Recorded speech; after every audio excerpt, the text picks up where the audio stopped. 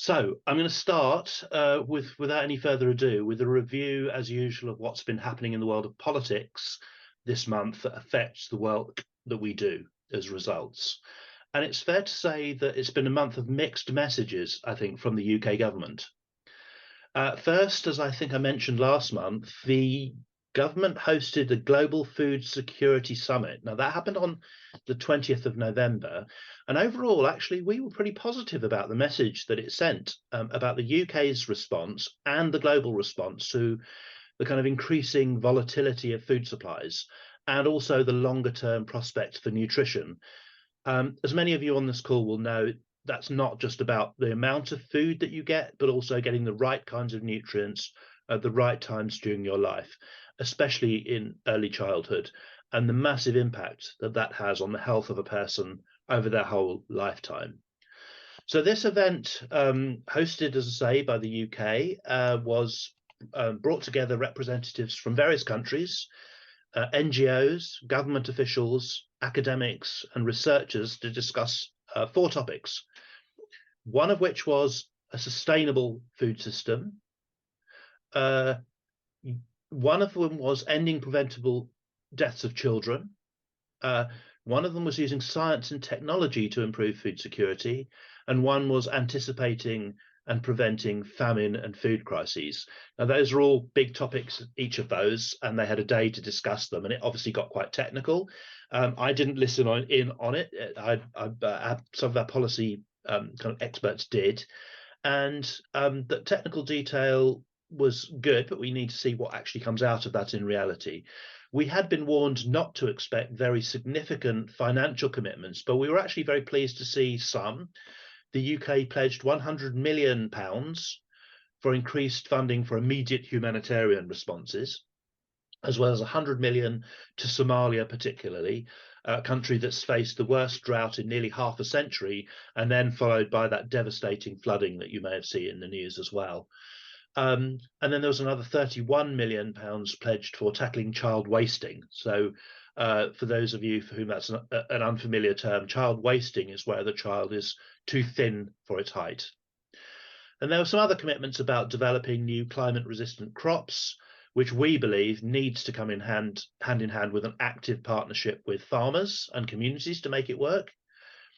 And there was also a commitment to creating a new, what they're calling a resilience and adaptation fund to help mitigate the effects of the climate crisis, which again is a promising step towards building food systems that are resilient to future shocks. Now, you will no doubt have your own opinions about how well the British government is rising to the challenge or not in terms of climate finance. We're not here to talk about that today, but we will put a link to the chat, a link in the chat to the government kind of web page on the outcome of the Food Security Summit, and you can have a read for yourself if you'd like to see that. We may well be returning to this in the kind of with the principle of accountability, holding them to account for what they've said they will do. So we'll watch this space. And I did mention last month as well that we may well have some actions on this in the new year. So we, of course, want to see these initiatives make a difference, but it was good to see the UK once more take some leadership on the world stage in tackling malnutrition. The surprise announcement of David Cameron coming back into government as Foreign Secretary could also, we hope, be good news. As some of you will remember, if you've been working in this area for a long time, it was his leadership that started the Nutrition for Growth agenda, so-called Nutrition for Growth agenda, in 2013, which unlocked billions of dollars of resources from international donors to tackle malnutrition and hunger. And so there is inevitably speculation that his appointment could mark the UK once again taking international development more seriously. So let's hope that that is true. And you can just see a link there. I think Aurora's just posted a link from The Telegraph, actually, which had an article doing some of that speculation. And again, you can judge for yourself if you'd like to have a look at that. And as expected, the government also used the opportunity of that summit to unveil its new white paper on what it's calling its re-energized approach to international development. While we've already had several strategy documents on international development from this current government in recent years, Not only was this one quite wide-ranging, but it was also a refreshing change of tone, we felt, using words like fairness and stressing the importance of working in partnership with other governments, reforming international institutions, and listening to people and organisations with the actual experience of facing the issues that we're jointly addressing. So that was all very welcome, refreshing change of tone, and we think that that hopefully should be meaningful, that we need to come and see what that looks like in reality. The document is a bit short of detail, and it does focus, as you won't be surprised to hear, quite a lot on investments and unlocking private finance. But it does have many positives, and Results has chosen to welcome it, and I think others in the sector have as well, with caveats, of course. And you can decide for yourself what you think. It's quite a long document, but it is quite an accessible read. So we'll link it again into the chat box, and we'll also link an initial response to the white paper from Bond. So Bond is the organisation that is kind of the umbrella body for international development organisations in the UK, and they've put out quite a measured statement, which we think is a good take on what the white paper is all about. So have a look at that if you want to, if you've got the time, and if you want to see what they've said. And again, we'll see what that means. So following that event and the white paper, it came as a little bit of a sobering surprise. And this is why I said mixed messages at the beginning of my piece. To hear the Chancellor, Jeremy Hunt, in a statement to the Treasury Select Committee in Parliament last week, ruling out a return to spending 0.7% of our national income on official development assistance for the next 5 years. Now, this seems to kind of contradict the aims of the white paper, and as we know, we need a lot more action to achieve the SDGs. We'll actually need to see what happens in reality, and we'll continue to push for a return to this legally binding commitment to be brought forward. But that was, a bit of a less good sign, and as I say, very much mixed messages. And of course, we've got an election coming up, so we'll see what all of this means in reality. We do need to keep the government accountable for delivering on its promises, not letting them off the hook. And this is something that we know is important. And that includes other commitments made. So some of you might remember back to the commitments made on global health spending at the UN high-level meetings in September. And we were pleased, as you might remember, to hear their announcements of almost £500 million, a lot of money. Now we're told that this is going to be uploaded. The project that they're going to run will be uploaded to DevTracker, which is the online portal where you can track what they've actually spent in furtherance of the promises that have been made. I can see again the link's gone in the chat. So far, there's no timelines for that expenditure, and the site has not yet been updated with what those projects are, and you can rest assured we are going to be watching that very closely.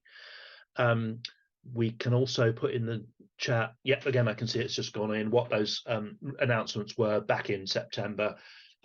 If you want to remind yourselves, we're not going to talk about that today. However, a part of that £500 million announcement, which was 295 million, so about half of it, for research and development into tuberculosis, diagnostics, drugs, therapeutics, and vaccine research, we are told is going to be put out to researchers this month to apply for. So that's how they'll need to pitch for the money to do research programs, to spend that money and to do the research we need into TB. And that's really great news, and it's just a real testament to the work that all of you have done. So a big thank you for those of you who have pressed for funding for health research and development this year. We are actually starting to see progress, and that money, as I said, should be out there for tender this month. Okay, that's it from me. A bit of a mixed bag there, but before we introduce our guest speaker, as always, I'm going to hand over to Aurora to hear about your activities and to share a bit more about what you've been doing. So yeah, Aurora, over to you. Thanks, Naveed. And yeah, good evening, everyone. So I'm Aurora, your campaigns coordinator, and I'm going to bring you some news from around the network as well, some engagement opportunities. But first of all, I want to wish everyone a happy Volunteers Day and say that the fact that you choose to spend your free time working to achieve a better world, that's really admirable, and I hope you feel really proud of that. I definitely do. And to celebrate Volunteers Day, we published a job that we were really lucky to have Harriet sent us after our pool visits. She sent us a text that was her brief personal history and results, and it was just so inspiring, and we really wanted to share that so everyone, volunteers, staff, and the whole world could see kind of what a result is all about and this whole trajectory. So we will share her blog post in the chat. It's on the new website, which you might have seen. We have just by the way, a whole new website and whole new kind of logo and branding, which Jess, who's also on the call tonight, communications officer, worked really hard on. So anyways, have a look at Harriet's blog on the new website. It's very inspiring. Moving on to our campaigns and what you've been up to. So in November, we asked you to write to the Minister for Development, Andrew Mitchell, ahead of COP28 and the Global Refugee Forum, asking for ambitious commitments on education in emergencies.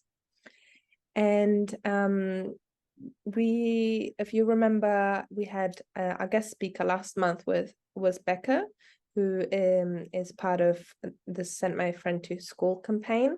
And they were the ones that originally wrote these reports that we based the November action on.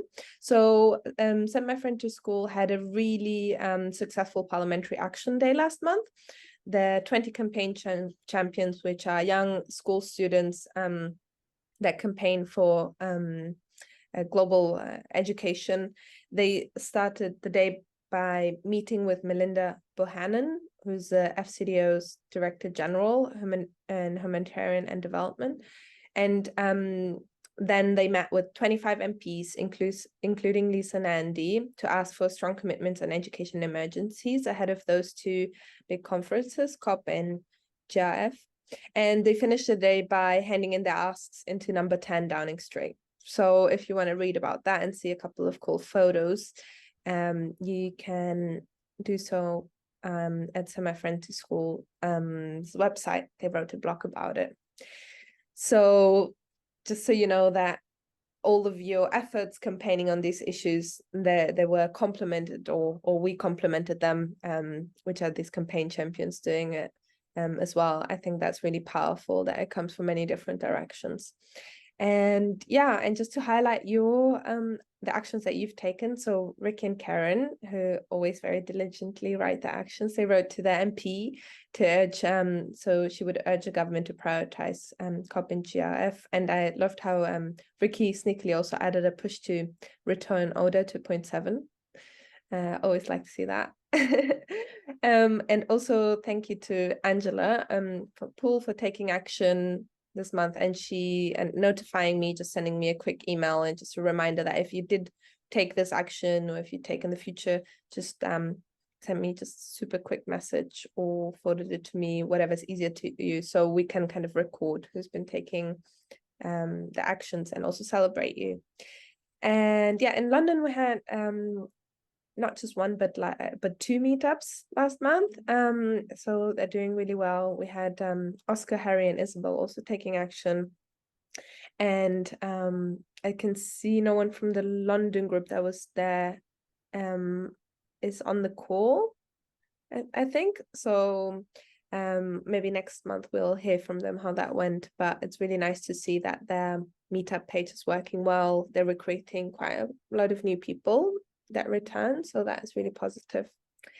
And and the online group has also been growing in numbers, and they've been meeting up regularly, and they took action and wrote a joint letter. It was their decision to write a joint letter to the minister on the Sustainable Development Goals and education in emergencies last month, and that was signed by 9 of its members. And I can see that Tony and Kemi are on the call, and just wanted to know if anyone from the online group wants to say anything about their recent meetups or the joint letter you wrote. Feel free to come in.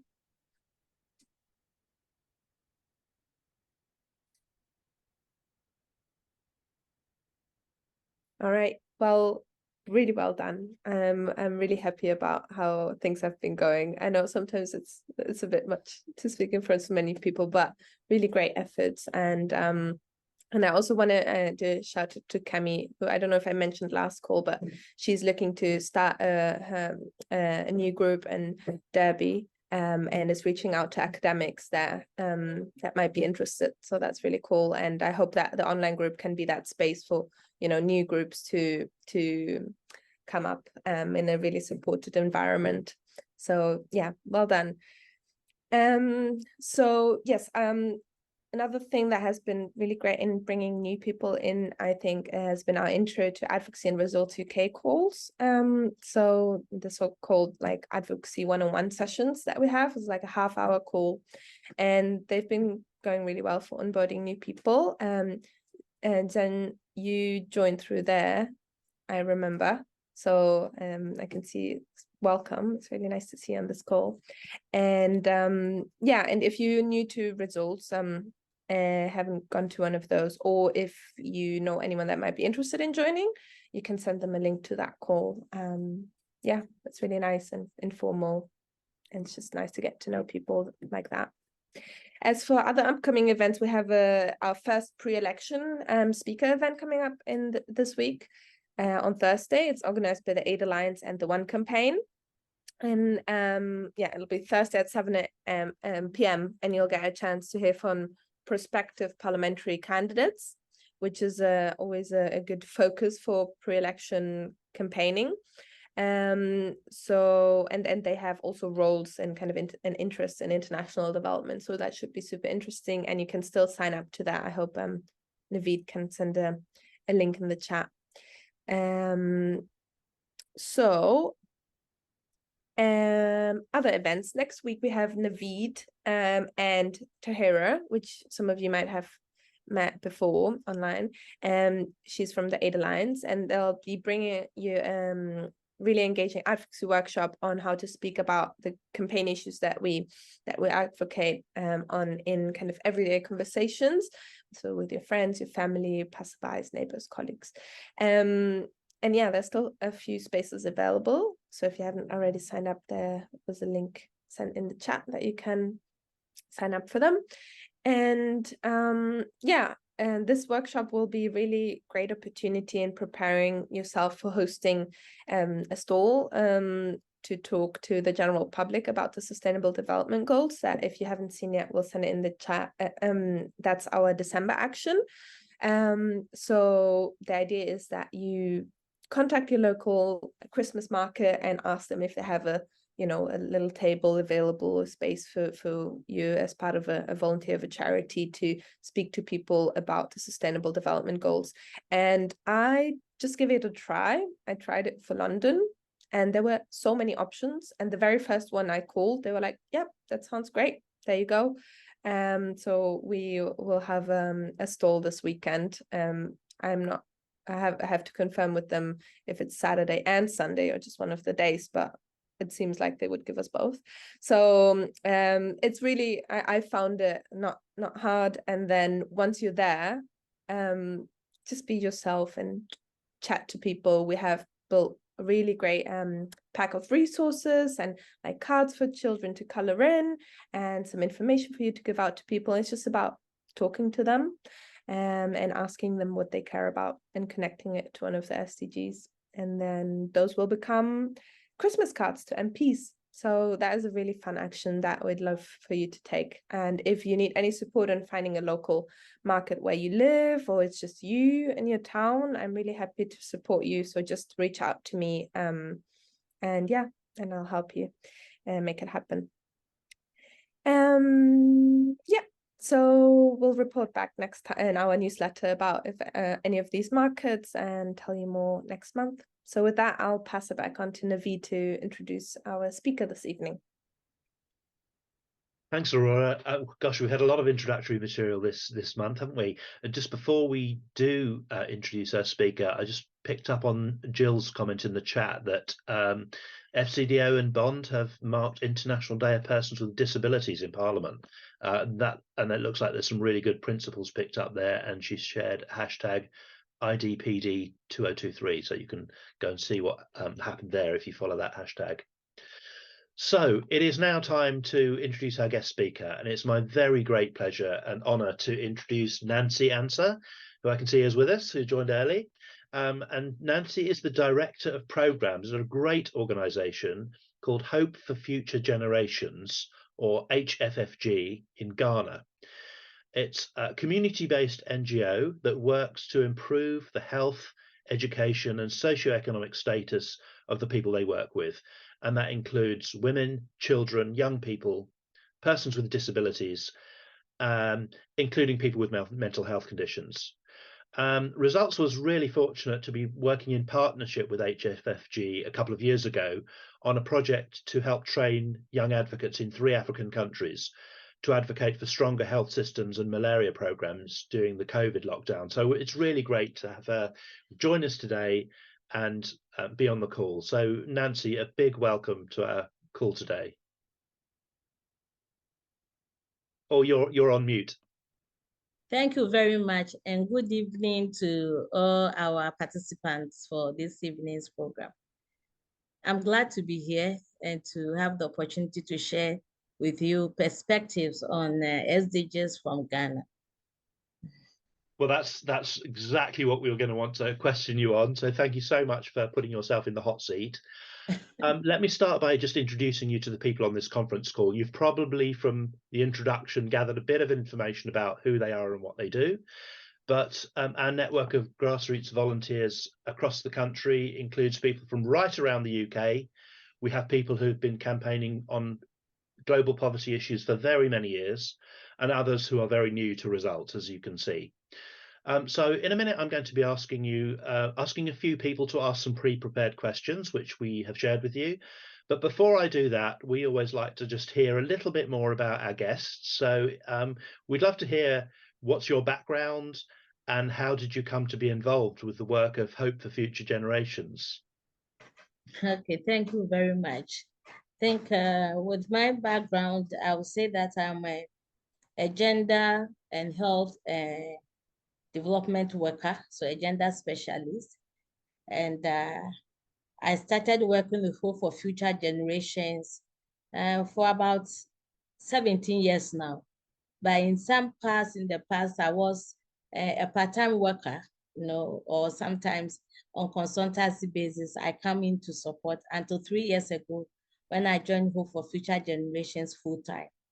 For my academic work, I've studied international relations. I've looked at gender and in international perspectives. I've also looked at women rights advocacy groups and reproductive health policy formulation and implementation.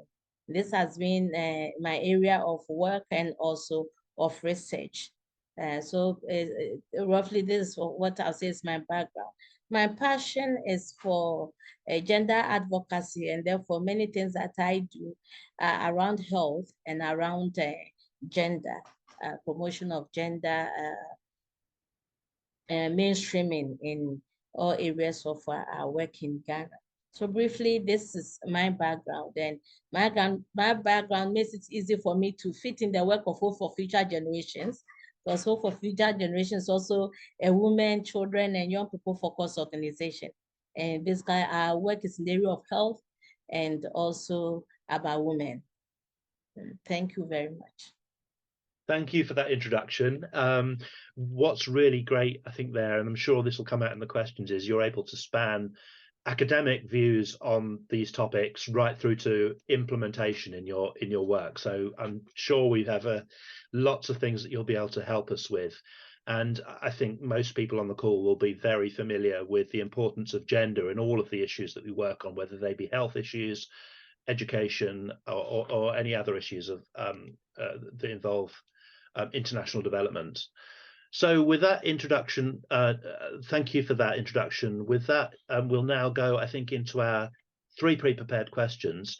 I'm hoping that the first question will come from someone on the online group, but I don't know where in the country that will come from. Is someone prepared to ask our first question? Oh, Tony, I see you unmuted. Hello. Hi. Hi Nancy, it's really nice to meet you. I'm Tony and I'm based in Cambridge. So the question I wanted to ask you is that so in your role as a health advocate, how do you see the Sustainable Development Goals as helping to improve the services that are available to communities in Ghana? Thank you very much for this question. The Sustainable Development Goals are very important global targets. And as we know, all countries that are part of the UN work towards ensuring that these targets are met. How are these targets helping Ghana to be able to achieve critical indicators concerning health and other areas of work? With such targets that are also part of global targets, every country is supposed to implement programs with the targets in focus, and also to ensure that we are able to report in these areas. So when we go, or when we look at the area of health, for instance, we will see that all work in country in the area of health is also to ensure that the Sustainable Development Goals are also met. And the government is working in that area, and civil society, as we know, our work is to bring pressure and demand on government to ensure that these targets are met. So when we look at the area of infant mortality, maternal health, the area of HIV, malaria, in all these health areas, we work towards ensuring that the targets, the world targets or the SDG targets are met. So I think that it is bringing a focus. It is also helping to ensure that there is knowledge and that perspective from decision makers, I mean government, that there is a monitoring, there is an international monitoring on whatever that is being done at the country level. And therefore we are, the country or government is answerable, to the UN in a way. Though we know that government has a sovereignty, but as part of the UN, we have all signed on to ensure that we achieve this target. So it's very, very important. The SDGs are really bringing that kind of focus, that kind of knowledge of monitoring, and the fact that governments are to ensure that they also meet these targets. It's very, very important, because when governments go back into UN meetings and to engage, they will have to be able to report on what is being done in country. And so this is sipping down to the communities in that way, that through the national efforts, national programs, policies, and to the sub-national and to the community level, all health programs are planned to ensure that the SDG indicators or targets are also met. So this has been very important. Thank you so much for that first answer. I was smiling during the last part of your answer, because I remember some years ago a question about who project manages the SDGs. I have a feeling it was Ricky asked this question. I could be misremembering. And if it wasn't you, you're looking bemused. Maybe it was somebody else. And the kind of question is, well, the answer we thought was, well, I don't know. Maybe it's everybody, which is not perhaps a very good project. But I really like what you had to say there about governments being answerable and accountable to civil society. And of course, they're sovereign governments, but we've got a collective project that we've agreed at the UN, and it enables us to report and to hold governments to account on work that they might have been doing anyway, but we now have a framework for measuring success. And I'm really glad that you picked up on that element of that. So thank you for that starting point. Apologies, Ricky, if I've misremembered who that was. Maybe it was somebody else. But it was a great question. Who project manages the Sustainable Development Goals? The next question, let's move on. So I think I'm expecting a question from the pool group. Is that right? Yes, you are, and it's me, Helen. Hello, Helen. Hello. Right. Hello, Nancy. Hello. This question is number 2. how do you see the Sustainable Development Goals as helping to improve the lives of people in Ghana beyond health? Thank you very much. So when we look at the Sustainable Development Goals, we see that there are so many other targets apart from health. So with all the 17 targets, we see no hunger, we see no poverty, we see gender equality. We also talk about climate change. And when we are looking at climate change, we are looking at life on land or water, whatever. We see that they are all interconnected. And the main aim is that people will live at peace and they'll prosper. So the Sustainable Development Goals affect other lives apart from health. When I take, for instance, gender equality, that's goal 5, you will see that a lot of work is done around that to ensure. For Ghana, one of the key issues will be looking at the platforms that are available for women to be able to participate in decision making, not only at the national level, but the subnational level, and even at the domestic level in the home. Because when we talk about gender politics, we are saying that the domestic is political as well as the national platform.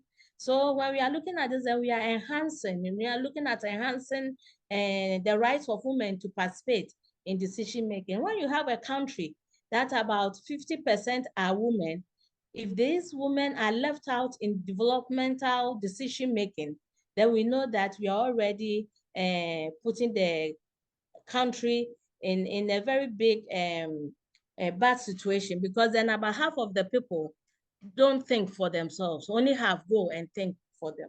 But it's important that women are brought into the picture of decision making. So on the ground, there's a lot of advocacy, which HFFJ is part of it, and that is around affirmative action bill that we want the bill to be passed into law to ensure that women have access to decision making. And not only in politics, but at all phases of public institutions and public life to enhance the economic prosperity of the country. So when we look at the SDGs, then we are also saying that there's a lot of work apart from health that to ensure that women participate in decision making. We have, let me say now, if we are using parliament as a point of reference, there are just about 14.5% of women who are in parliament. And so we can put this across other public institutions. So we say that women are not there at all. But it's important because when women's voices are there, we know that then they will also represent about half of the population. They represent the children and they represent the household. And when we connect it to health, we know that when women are sick, they seek healthcare. When men are sick, it's women who will care and take them to the hospital. When children are sick, it's women who will take them to the hospital and provide the social care as the doctors also work. So the woman is always around healthcare in a way. So it's very, very important that the woman's voice is held. So this affirmative action advocacy is also going on. Though it is not directly held, it is a part of the SDG looking at goal 5, and a lot of work is also going on. When we look at agriculture, when we talk about agri, then we are also talking about food, that there should be no hunger. So when there is enhancement of agriculture and there's a lot of food being produced, then we also know that people will eat healthily, not just having enough of food, but having balanced diet, and that they'll be able to be healthy and contribute to the economic development as the human resource of the nation. When we also look at education, is very, very important. Recently, the data indicates that Ghana has achieved parity between girl and boy at the primary education. But as both the boy and the girl, they progress to secondary school, that is the second cycle, and they are moving to tertiary, you see that naturally the girls begin to drop. They begin to drop because some of them will get married, some of them will get pregnant, and there may be harmful traditional practices that do not allow the girl to be able to achieve her educational pursuits. Maybe we can look at maybe early and forced marriage, for instance. So when we look at education, access to education, we see that is also very important. When people are educated, they are able to take good decisions about their health. When people are educated, they are able to contribute to the economic development of their country. So if we look at sustainable development goals and we are looking at education, then yes, we are talking about improved human resources, but we are also talking about improved health. Because when people are educated, they are able to take informed decisions because they're able to access health information with the ease that they need to do. So all the SDGs are interconnected. And in the area of education, a lot of work is being done. In the area of health, a lot of work is being done. There's also good work being done around access of food security and many others that are all interconnected. In recent times, climate change has been a very key issue because we are looking at how climate change is affecting our lives in Ghana. Emissions and of harmful gases. We are looking at water bodies, the level of water bodies rising, a lot of rainfalls that are leading to flooding and people are getting displaced and its attendance health issues. So all these issues are what a lot of civil society organizations, including HFFD, have been looking at in Ghana and working towards ensuring that by 2030, all people in Ghana and folk also around the world are prosperous and they live in peace and there is no threat of hunger or of that kind of extreme poverty that will not let them to enjoy life. Thank you. Wow, what an incredible comprehensive answer to that question. I think it will come as no surprise to people on this call that the SDGs are connected, but I think you gave a really powerful answer connecting, SDGs 2, 3, 4, 5, health, food security, nutrition, gender equality, and then climate change as well. I'm sure people will be interested, well, I don't know what they'll be interested in, but I was interested to hear about your affirmative action bill on gender equality. And I really liked your quote there, domestic is political, because we as advocates work to change at the political level. But I think what you articulated there is that has an immediate impact on households and families and women and what really happens in behind people's closed doors. So that's really a great answer. Thank you. I'm going to move to our last question because I want to make sure there's a bit of time for our other questions and follow-up questions. So that was going to come from London, but I don't know that we've got anyone from London on the call. We haven't. So I'm going to ask the question, which is, what are organisations in Ghana, including the government, doing to achieve the SDGs? So you've already talked about the affirmative action bill, but maybe you could share with us a range of other things that the government and other bodies in Ghana are doing to practically implement the SDGs. Okay, thank you very much for the question. So from the government level, they have to look at coordination of efforts. Yes, there is a report that I read and I saw that governments learned from some of the weaknesses of the Millennium Development Goals and learned that there was a bit of weak intersectoral coordination. And therefore, when it came to the SDGs, government has ensured that there is that high levels coordination body that is looking. And also at the regional level, which is the subnational level, there are sectorial coordination bodies that are looking at this.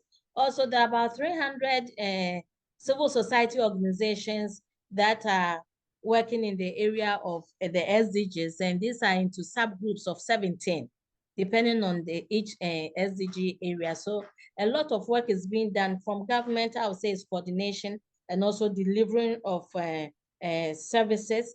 And from civil society, we see a lot of advocacy and also some civil society going to delivering of primary health care services in a way, but a lot of work will be in the area of advocacy. I've already shared the affirmative action bill issues and also Hope for Future Generations. Recently, we have started a project in immunization advocacy. It is on budget advocacy, and the main objective is to ensure that there is domestic resources for immunization.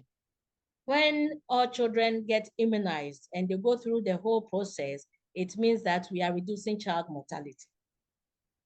So that is very, very key. So HFFG is working in the area. Many organizations have come together in a coalition, have worked in the area of sanitary pads for girls, because the price of sanitary pads in Ghana is very high. Apparently, there was high tax on sanitary pads imports, and therefore the price per pad was so high. And we are saying that girls don't choose to menstruate. It is biological. They do, and they must be able to access sanitary pads. There is a direct correlation between sanitary pads and health for girls and women in their reproductive age, and between girls and also their education. Realize that if the girl doesn't have access to sanitary pads, then it means that about 6 days of school is lost, because when she is in her menstrual period, she may prefer to stay home than to go to school and get embarrassed. So there's also a lot of work around sanitary pads. Many organizations have also come in coalitions and have worked around the National Health Insurance Scheme. The National Health Insurance Scheme is the government vehicle through which health is financed. But then when it started, there were some provisions that were not there. And therefore, a lot of advocacy groups, we came together, HFFG included, and we looked at the issues. For example, now, when a woman is pregnant, she is able to access antenatal care without challenges. And the other issue is also that people talked about the fact that if I'm pregnant, I can access antenatal care. What about if I don't want to be pregnant? Now, on the National Health Insurance, there was no provision for family planning commodities and services. So there was a lot of advocacy in this area, and also we got these commodities, family planning commodities on the National Health Insurance Scheme. So this is what, these are just key issues. When we go to HIV, there are a lot of advocacy around HIV. And what we really work on in the area of advocacy is availability of ARVs, that's the antiretroviral drugs, or the whole therapy, ART, for people living with HIV. They must be able to access their drugs without challenges, because their life, it depends on the drugs. We also talk about when women are pregnant, it is important that they are on antiretroviral drugs to prevent transmission from mother to child. So that's another advocacy area that we work. And in all this, especially with HIV, we have been advocating that the communities, PLHIV, they lead or participate actively in the HIV response in country. So maybe I'll pause here, and then if there are specific questions, we'll go through. Amazing again. I mean, I think a couple of things there stood out for me. One, you talked about coordination. We've got these 17 SDGs. You can imagine the scope, I think, we can all imagine the scope for policies in one area contradicting a policy in another rather than working together. So I really liked what you were saying about that coordination that's going on at a practical level. And then you gave a whole load of examples of different health areas which are affected by this national health insurance. And one of the things that we talk about quite a lot, and I'm sure you do as well, is universal health coverage. How does that, in the UK we have our National Health Service, but how does that look like in Ghana, in another country? And so thank you for sharing a little bit of information about that.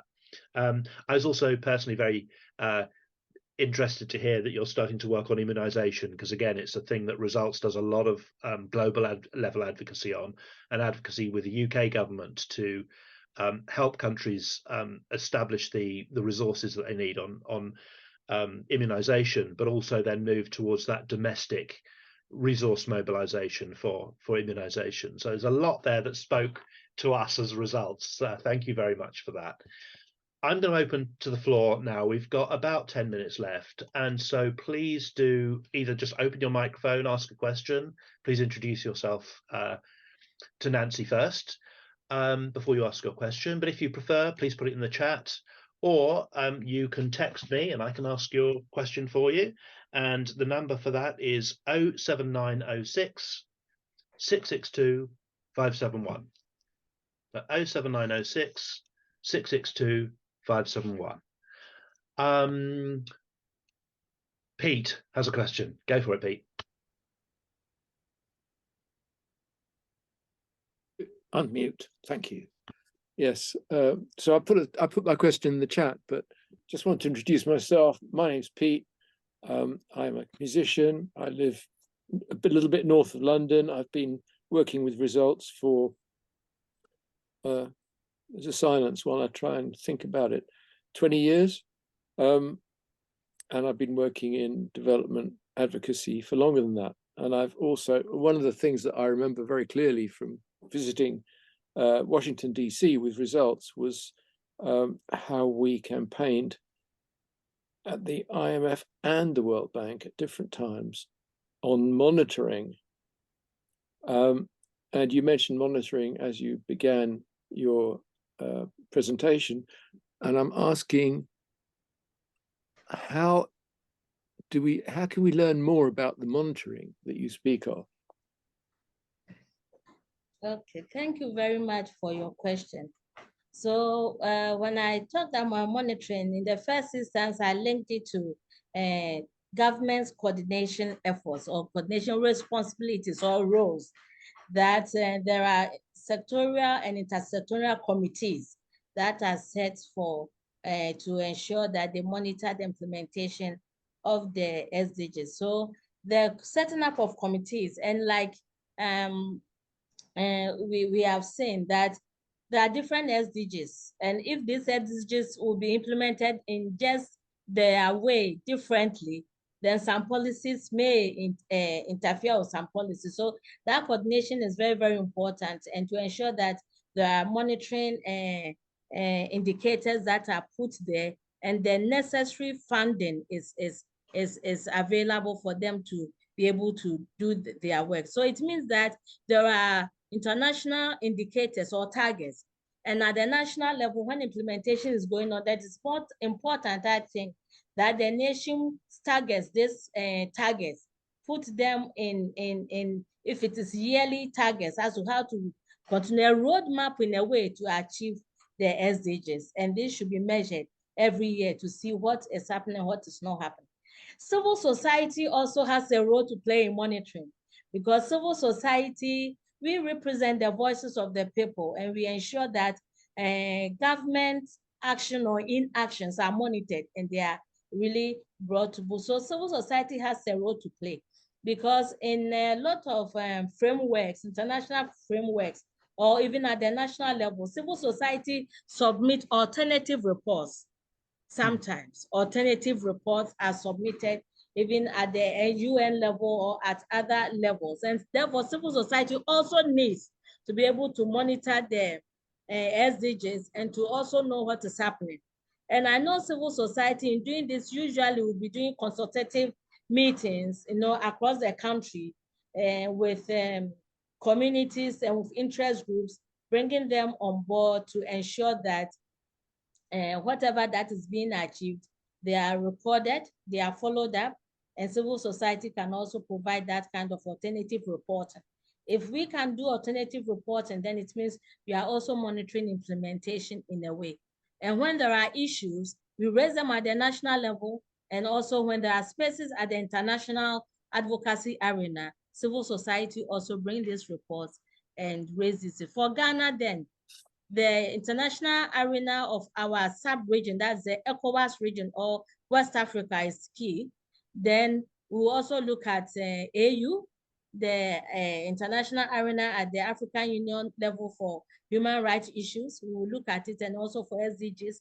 Then at the international level, we'll look at the UN, and also various bodies that are set up by the UN, to look at different targets. For instance, when we look at SDG 5, then we know we'll also be looking at the UN Women, and then other instruments like the CEDAW and all that. So this is how I see coordination done. Government has a responsibility to provide healthcare for its people, to ensure that the targets are being met, and civil society is a watchdog, also ensuring that this is done. Thank you. I mean, there's clearly no simple answer to the question there, and I think it showed that it unpacks a lot of different levels at which this works, from the CSOs, the communities, right up to the UN. I would point out that under those 17 goals, there are 169 targets, and all of those, that means hundreds of indicators that all have their different technical challenges in terms of monitoring those. And if you go to the UN SDGs website, you'll be able to see a little bit of detail. So if you want to focus in on particular kinds of targets, please feel free. And Nancy, if you have any links that you would like to share with the group in the chat, please feel free. I was interested to hear about the 300 CSOs who are working on, supporting the government to achieve these targets. So anything that you would like to share with us, please do. I see that Kemi has had her hand up for quite a while, so I'm going to go over to you for the next question, Kemi. Thanks, Naveed. Hi, good evening, Nancy. Thank you so much for that presentation. That was really useful. Can you hear me okay? Yes, I do. Oh, great. Thank you so much. My question is really more like the educational side of things, but linking obviously is all connected, as you said. All the SDGs are connected. And my particular area of interest is early childhood. I know when you part of a presentation, you talked about primary education. And my concern has always been that people forget the fact that early childhood is so crucial. And it's so crucial in terms of gender, because as you said, if someone is ill in the house, it's the woman that takes it. Who gives birth to the child? It's the woman. Who looks after the child? It's the woman. And early childhood is very crucial to women because you cannot separate gender from birth to adulthood. You cannot separate gender from that period of growth. So my question to you is, in terms of the SDG and what your organization does, how crucial is it to, because I mean, I'm an early childhood educator, and what we're advocating is for early childhood starts before birth. So you talk about infant mortality, you talk about human health. So how crucial is your organization? When you talk about hope for the future, how crucial do you link early childhood to gender specifically? Looking at early childhood in terms of children's education health linked to gender, how crucial is that for your organization? Because I mean, we have a saying in early childhood that the future is not tomorrow, the future is now. What you do today, and it starts before a child is born. Thank you for that So great crucial, question. Yeah. It's a great question. And Nancy, early childhood and those SDGs. Okay, thank you very much. So if I heard her question right, she was asking about early childhood, gender, and education. So this is very important. And she made a very important assertion that women's education is very, very important because it's the woman who also trains most of the time the children that are coming in. Her assertion, I would say that it has a good cultural background because if I take Ghana, for instance, or in Africa, you see that child care is usually left in the domain of the woman. It is now that you see a lot of men also coming on board, or some men coming on board to support. So our work at Hope for Future Generations, we work in the area of infant mortality, ensuring that we reduce infant mortality. We also work in the area of maternal health. And when we are looking at maternal health, we have various programs that we organize. Especially we look at what we call mommy's clubs, for instance. So in the communities, we organize the women into mommy's clubs. They come together, all women in productive age, they come together and then they discuss the issues of women. You know, they discuss the issues of how to care for their child. We, through that, also send education, you know, or information on child care, nutrition, and all that. And then they also get to know some of the issues of women empowerment or gender empowerment, access to education by the girl child. That this is very, very important. So we have mommy's clubs, and we also have ensured that these clubs sometimes are not just intergenerational, but young people are also mobilized, you know, so that they come together as young people and they are also able to talk about the issues that concern them. Primary Thank you. education in Ghana, we are achieving some parity. But what we have to work towards is women being able to go beyond primary education. That women or girls move to senior level, senior high school, that's the second cycle, and they move to tertiary and even be able to access terminal degrees. That's Can I stop you there, Nancy? Thank you so much. There's, again, really linking through that early childhood and the interventions there through to the further life stages and education. Really good point there. We've run out of time, so but I do want to just quickly, if you can maybe answer the last question just in a very few seconds, because I think it's a really important one. Jill has put a question in the chat about the work of HFFG with people with disabilities, and I wouldn't want us to not have mentioned that at all during the call. So are you able to just very briefly outline how you integrate that work with the other work that you do? Thank you very much. HFFG recognizes intersectionality and how it affects people's access to healthcare. So we have programs for people with disabilities. This year in April, we ended a 2-year project, and we will also be looking for support to start another project that will have a focus on people with disabilities.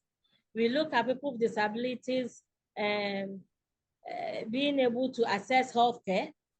We also looked at language around disability, because we realized that language was everything, and that the kind of language communities speak, does not prevent people with disabilities from accessing decision-making realms in their countries. We were able to achieve some districts, working on the district bylaws to ensure that clauses on stigma and discrimination against people with disabilities are embedded in their district bylaws, that's the subnational bylaws, so that will enhance the lives of people with disabilities. So we did a lot of work around that, language and disability, bylaws, and disability. This project was much of sensitization, ensuring that people with disabilities are contributing in their communities very much. The main strategy we used was that all the advocates we prepared for this project were people with disabilities. But we said that when people with disabilities have the platform, they are also able to contribute and to lead initiatives that will enhance their lives. So we had 40 champions, we call them champions, and they were all people with disabilities that were trained to champion these sensitization programs in their communities, and the results were stellar. They were able to reach many people, and they were able to achieve change, even at the level of politics, and that is at the district assemblies. Thank you. Thank you, Nancy. I find that really inspiring, this idea of the champions. We see that kind of thing in the work that we do, don't we? We heard from Send My Friend last month, the youth champions. You guys act as champions, and we can have, make change at the community level, but also right up to the political level. And that issue of language and stigma is so important in so many areas. For us with tuberculosis, we know that stigma is also important there. So I really wanted to thank you for just spending a little time just outlining some of the work on disability, because that was so important. I'm sorry I had to kind of rush us through those questions. We could probably stay on for another hour asking you lots more about your work, but we have to respect your time and ours. And thank you so much for coming and being with us. It's really inspiring. I would just like to say a huge thank you to you, but also to everybody else as well, as always. I hope you found the call inspiring. We wanted to talk about the reality of the SDGs in a particular country, because we all have to enact these general global rules in a particular place, in the UK, in Ghana, in other countries. And I hope this has given you some food for thought if you're going to organise some of your some street stalls around the SDGs. Now, we know That's not everybody's cup of tea. So if you are not able to and you don't have that opportunity, that's okay. Maybe you can find some other ways to use the kind of SDG resources that we're producing. And sending SDG Christmas cards to your MP could still work if you aren't able to run a street store, for example. So yeah, thank you for spending time with us today. I'm going to make a very important announcement before we finish, which is that the next call is on Thursday, the 11th of January, at the usual time of 8 p.m. Yes, I did say Thursday, not a Tuesday. We've moved back the date of the January call, partly because of the new year. We usually do that, but also the Thursday enables us to invite our Chief Executive of Results, Kitty Airy, to join us.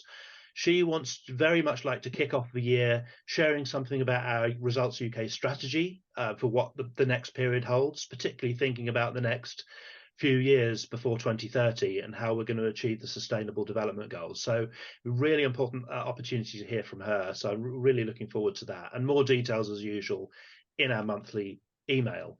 In the meantime, as I say, we're going to hold the lines open till about past. So if you want to stay on for an informal chat, please do.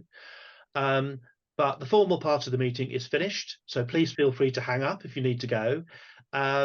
So for everyone who's leaving us now, thank you so much for your campaigning throughout the year, and really enjoyed, having some new faces join us through the year. It's been absolutely great, and it's been a year with political challenges, of course, to navigate as we try to get these issues on the UK domestic agenda, and not just on the agenda, but then acted upon.